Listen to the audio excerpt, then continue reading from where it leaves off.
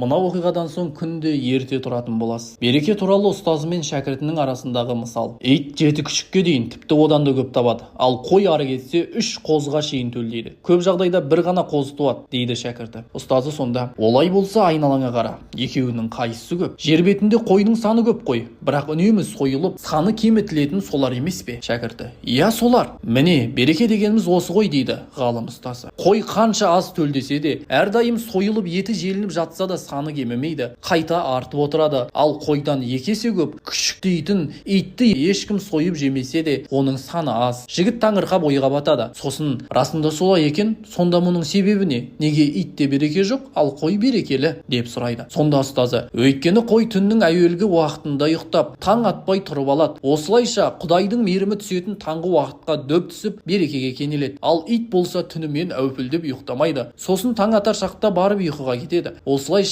Құдайдың мейірімі түсетін уақытта таңның шапағатынан, уақыттың шарапатынан махрұм қалып, Құдай берекесін алып қояды деген екен. Ал сіз таңертең нешеде тұрасыз? Есімім Бекжан Базарбек, парақшаға жазыла кет.